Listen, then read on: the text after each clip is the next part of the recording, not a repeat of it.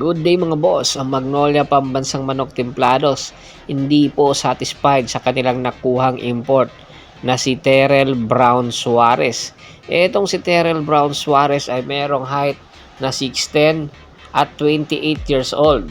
Nakikita po nila yung mga weaknesses nito at hindi po nila napansin sa pagkuha pa lang nito na hindi po talaga ito babagay sa sistema, which is yung import nga po na gusto ng Magnolia Pambansang Manok Templados yung pwede pong sandalan pagdating sa crunch time.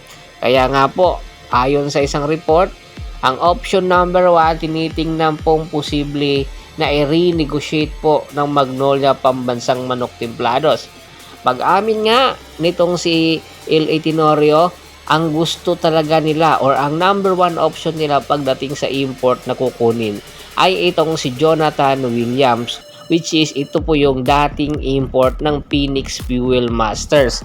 Opo, na kung saan nadala nga po ang Phoenix Fuel Masters sa kauna-unahan netong semifinals noong taon na naglaro ito sa Phoenix sa 2023 and 2024 season ng Commissioner's Cup. Pagkatapos po nito, naglaro ito sa Japan sa dalawang koponan doon, at pagkatapos ngayong taon ay 2025 hanggang 2026 naglaro po ito doon sa London Lions, na kung saan ay hanggang ngayon nananatili po doon at nalapit na nga po na matapos ang kanilang season doon. Etong si Jonathan Williams nakitaan ng potensyal ni L.A. Tenorio. Sa katunayan nga, itong si Jonathan Williams, tinalo niya si Justin Brownlee sa import or sa best import of the conference, na kung saan 2023 best import nga po ito sa Commissioner's Cup. Si Williams, two-way player po ito, po pwede po maasahan pagdating sa crunch time, po pwede po maging passer, po pwede po maging defender at shot blocker. Kaya gustong gusto ito ni L.A. Tenorio, at ang kanyang leadership, napakaganda po ng kanyang skills, dahilan na mapa in love itong si Tenorio sa katauhan at kakayahan nitong si Jonathan Williams, na napakabata pa po ha. Imagine nyo po, hindi pa po ito tumatanda. Ang height nito 6'9 at ang edad nito 30 years old. Ito naman po, second option daw po ngayon paparating na Commissioner's Cup ay ang dating NBA veteran na player na si Willie Cauley-Stein. Etong si Willie Cauley-Stein, 32 years old na po ngayon, 7-footer.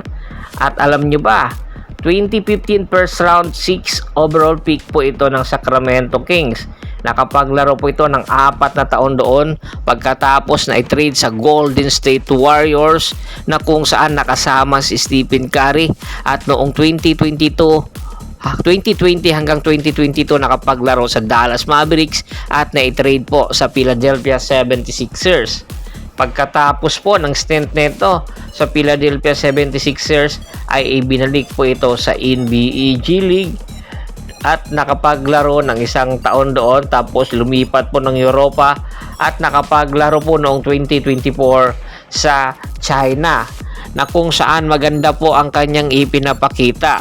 Alam nyo ba, hanggang sa kasalukuyan ay hindi pa po nakakapaglaro sa kahit na anong liga po doon sa Amerika ito. Pero nasa kondisyon pa po ito dahil nga meron itong pinaglalaroan doon, hindi naman kasikatan na tournament, pero nagpapakitang gilas pa rin po itong si Willie Cauley-Stein. Ito ngayon yung mga posibleng magiging option bilang rim protector, na kung saan sa kanyang height nga po kinakailangan po talaga ito ng Magnolia na magkakaroon ng rim protector, tapos rebounder, at the same time meron po itong outside shooting ability na magiging bonus po sa Magnolia Pambansang Manok Templados. Ito po yung kinukonsidera ngayon ng Magnolia na magiging option. Yung number 1 option, si Jonathan Williams na naglalaro sa London. At etong second option lang po ito na si Willie Collie-Einstein na 7-footer na po pwede po maging katapat kay Junmar Fajardo at sa mga bigating 7-footer ngayon na import, NBA veteran. Kaya asahan natin na bago pa magsimula ang Commissioner's Cup, makakapili na po or pag-isip na po kung ano ang dapat, kung sino dapat ang import sa paparating Commissioner's Cup ng Magnolia Pambansang Manok Templados. Bago pa man natin tapusin ang ating kwentuhan, shoutout muna tayo sa ating mga solid na followers na lagi pong sumusuporta sa atin. Kay Kagawad Kat sa Kinudukusin ng Hagonoy, Bulacan, Anthony Lucky Alon at sa Lucky Alon family, Yornel Belges, Yonel Alicante, Jerome Sidenio, Ricky Lanza ng Ricky Rider TV ng Tansa Cavite, at syempre si Mr. Ronald Gato po ng Buyog Leyte, Angelito Villabenza, Kera Mika Gaming, Juan Banga, Prorilin Ano Nuevo, Romeo Reyes. Marami pong salamat sa walang sawa niyong pagsuporta. Pakibisita na rin po ng Facebook fanpage ko na Habres PH, Paul Goso at Bostor para po sa mga karagdagan sports balita. Hanggang sa muling kwentuhan, maraming salamat po.